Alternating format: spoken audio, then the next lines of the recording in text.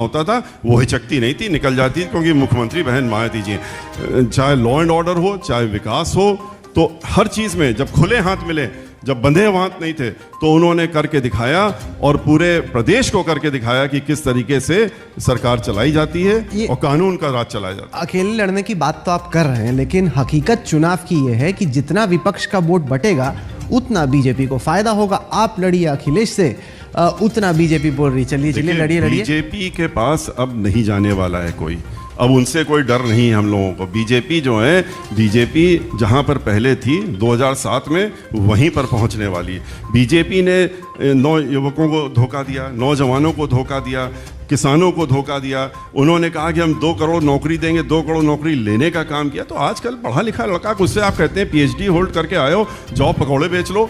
तो ये जो इस तरह का बीजेपी ने कार्य किया है, तो बीजेपी ने किसी को नहीं छोड़ा। नोटबंदी करके, GST लगा करके कारखाने बंद करा दिए, मजदूरों को सड़कों में डाल दिया। कोरोना में किस तरह से पूरे लोग घर घर में लोग परेशान रहे, ऑक्सीजन के लिए तरसते रहे, दम तोड़ दी लोगों ने।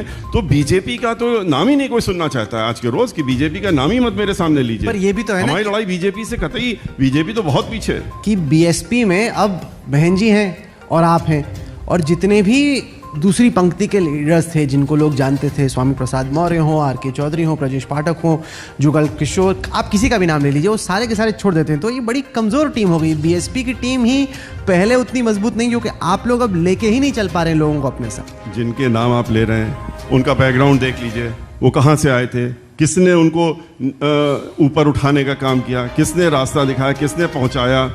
और बहुजन, उसके बाद अगर आप बहुजन समाज पार्टी को अपने पर्सनल गेन्स के लिए और छोड़ करके चले जाते हैं, या आप एंटी पार्टी एक्टिविटीज़ करते हैं, आपको निकाल दिया जाता है, उसके बाद आप कहीं चले जाएं, उससे फ़र्क नहीं पड़ता। क्यों बहुजन समाज पार्टी का ये ट्रैक रिकॉर्ड रहा है कि बहुजन समाज पार्टी के जो भी नेता छोड़ करके गया, वो कुछ साल तक तो दिखा अपना, उसने पर्सनल गेन जो ले लिया, उसके बाद उसका कहीं अता पता नहीं दिखता है। और जो वहाँ के लोग हैं, पब्लिक है, वो भी देखती है कि इन्होंने कितना बड़ा धोखा दिया है, और जिससे लिया उसी को धोखा अगर आप देंगे। अब आज आप मेरी बात कर रहे हैं, मैं बहुजन समाज पार्टी में हूँ, Day 1 से हूँ। मैं उसके पहले तो पॉलिटिक्स में नहीं था, वकालत के पेशे में जुड़ा हुआ था, सब कुछ था। और लेकिन जब से मैं बहुजन समाज पार्टी में आया, जब बहन मायावती जी ने हमको राज्यसभा भेजा, तो अब ये कल के रोज हम ये सोचने लगे कि चलो अब हमको वहाँ से ये प्रलोभन मिल रहा है, हमको ये मिल रहा है, अब हम वहाँ चले जाएं। तो ये तो अपनी आपको मिलता है क्या ऐसा कोई इनविटेशन? देखिए, सच बताइए। देखिए, अब इसकी बात हम नहीं करेंगे। नहीं, बता दीजिए। हो सकता है कि आपको बड़े सारे जॉब ऑफर आ रहे हो। हम आपसे खाली इतना कहना चाहते हैं, अगर हम इन सब चीज़ों में पड़ गए जिस दिन, तो उस दिन शायद हम रहने की ज़रूरत नहीं है, फिर हमको छोड़ देना पड़ेगा। ये नहीं कि पार्टी छोड़ना पड़ेगा, हमको ये दुनिया छोड़ देनी पड़ेगी। जब तक हैं तब तक हम बहुजन समाज पार्टी के साथ में हैं और उन्हीं के साथ में रहेंगे। हम ये धोखेबाजी वाली पॉलिटिक्स में नहीं बिलीव करते। मैंने अक्सर ये सोचा कि BSP जैसी पार्टी में आपके इतने लंबे वक्त तक इतनी अहम जगह पर टिके रहने की सीक्रेट क्या है?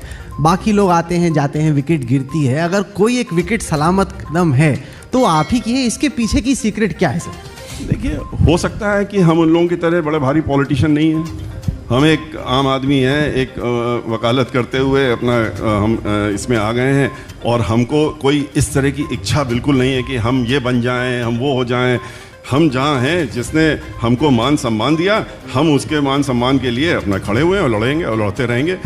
लोग जितनी भी कोशिश करें, तो हमारे साथ में ये नहीं है ना कि हम अपना पर्सनल गेन देखें, हमको क्षणिक पर्सनल गेन देखना